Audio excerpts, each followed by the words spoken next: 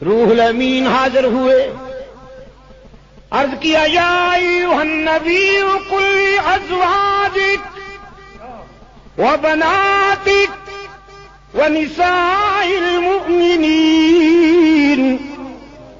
یدنین علیہن من جلابیبہن۔ میرے پیغمبر کہہ دیجیے اپنی بیویوں کو، کہہ دیجیے اپنی بیٹیوں کو، کہہ دیجیے اہل ایمان کی ماؤں بہنوں بیٹیوں کو، جب گھر سے باہر نکلا کریں تو اپنے چہرے چادروں سے ڈھانپ لیا کریں، اپنے چہرے چادروں سے چھپا لیا کریں۔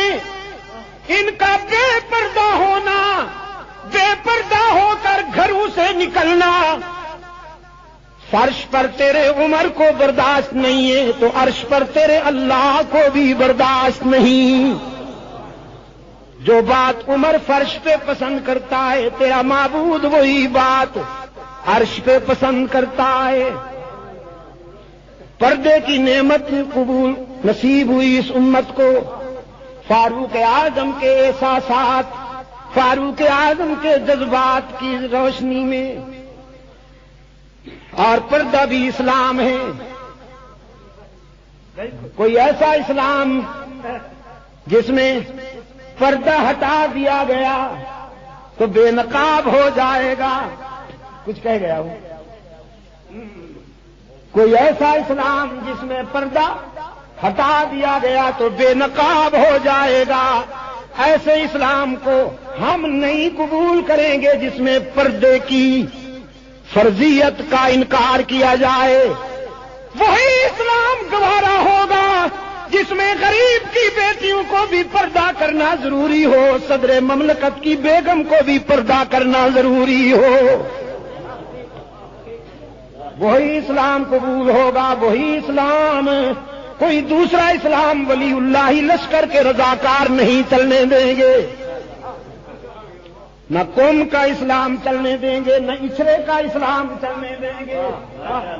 مکہ اور مدینے والا اسلام آئے گا جس اسلام میں عائشہ کو بھی پردہ کرنا ضروری، جس اسلام میں صفیہ کو بھی پردہ کرنا ضروری، جس اسلام میں زینب کو بھی پردہ کرنا ضروری، جس اسلام میں رقیہ ام کلثوم اور فاطمہ زہرا کو بھی پردہ کرنا ضروری۔ فاروق اعظم کے احساسات کی روشنی میں یہ نعمت نصیب ہوئی۔ آپ نے الحمدللہ نہیں کہا، آپ نے اونچی آواز سے نہیں کہا، آپ نے دل کی گہرائیوں سے نہیں کہا، آپ نے ضمیر کی حرارتوں سے نہیں کہا۔ بس اب فاروق اعظم کی تجویز قبول ہوتی جائے اور آپ کا ولولہ انگیز الحمدللہ نشر ہوتا جائے دروش کی فضاؤں میں۔ یہ پہاڑوں کی چوٹیاں بھی سن لیں، پردے کی نعمت فاروق اعظم کے احساسات کی روشنی میں ہمیں نصیب ہو گئی۔ فاروق اعظم رضی اللہ تعالی عنہ بیت اللہ کے طواف کے دوران مقام ابراہیم پر کھڑے ہیں، آرزو اور تمنا کی حرارتیں چہرے کی کتاب سے چمک رہی ہیں۔ رمز شناس قائد نے، رمز شناس استاد نے شاگرد کے احساسات کو پرکھ لیا۔ فرمایا عمر کیا بات ہے؟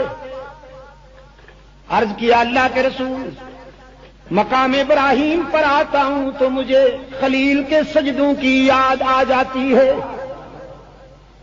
بے ساختہ میرا جی چاہتا ہے کہ میں بھی یہاں جبین جھکا دوں، خلیل کی اتباع میں بھی یہاں اللہ کو سجدے کروں۔ فاروق اعظم رضی اللہ تعالیٰ عنہ کی آرزو سن کر رحمت عالم صلی اللہ علیہ وسلم فرمانے لگے عمر میرا بھی جی چاہتا ہے کہ میں اپنے دادا ابراہیم کی اتباع میں اس مقام پر سجدے کروں؟ میرے عمر، جس طرح میں نے تجھے اللہ سے مانگا تھا، مجھے بھی تو ابراہیم نے اللہ سے طلب کیا تھا۔ عرض کیا اللہ کے رسول پھر آئیے، آپ امام بن جائیے، میں مقتدی، مل کر سجدے کرتے ہیں۔ فرمایا نہیں، تیری آرزو اور میری تمنا اس وقت تک پوری نہیں ہوگی جب تک عرش بری سے اجازت نہ ملے۔ فاروق اعظم کی آرزو وحی کی صورت میں قلب رسول پہ اتری۔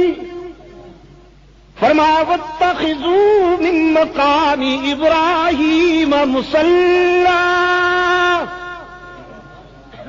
میرے محبوب اپنی پوری امت کو حکم سنا دیجئے، اپنے عمر کو اجازت دے کر باقی ساری امت کو حکم سنا دیجئے کہ مقام ابراہیمی پر سجدے کیا کرو۔ جو بھی ظاہر حرم میرے گھر کے طواف کے لیے آئے، عمر کے احساسات کی تائید میں، عمر کے جذبات کی تائید میں، جب تک مقام ابراہیمی پر سجدے نہیں کرے گا اس وقت تک میں حج کی کامیابی کی سند ہی نہیں دوں گا۔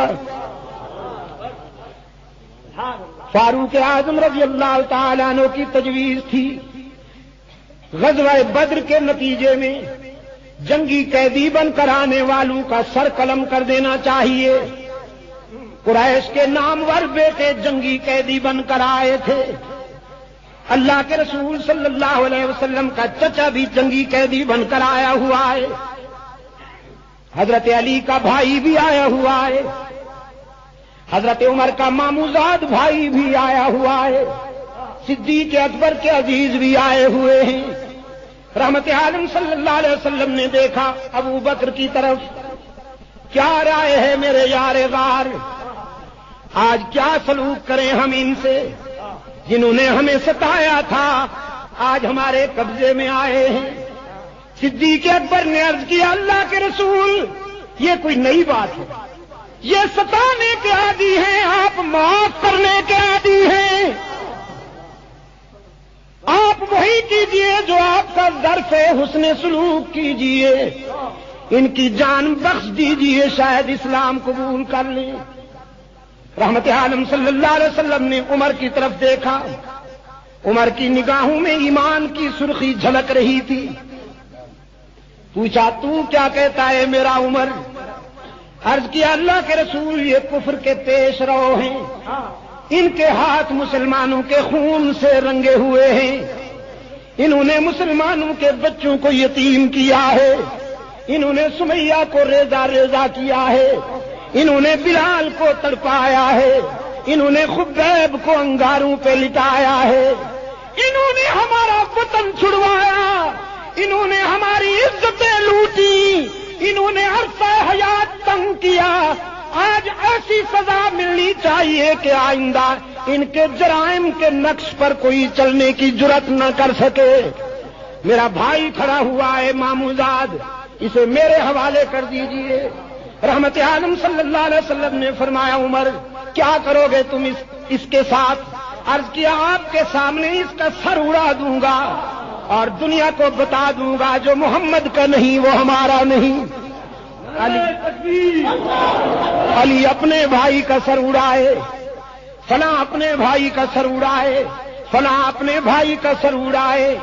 رحمت عالم صلی اللہ علیہ وسلم مسکرائے، فرمایا جلالی ہونا، جلالی ہونا، تجویز بھی جلالی ہے، مجھے ابو بکر کی رائے پسند ہے، میں انہیں معاف کرتا ہوں، ان کی جان بخشتا ہوں، وہی کہتا ہوں جو مکہ کی فتح کے دن کہا تھا لا تثریب علیکم اليوم، آج ہم تمہیں سابقہ مظالم پر تانا بھی نہیں دیں گے، ہم بھی تجھے معاف کرتے ہیں، ہم بھی تمہیں معاف کرتے ہیں، یغفر اللہ لکم، اللہ سے بھی دعا مانگتے ہیں کہ وہ بھی تمہارے جرائم کو معاف کر دے۔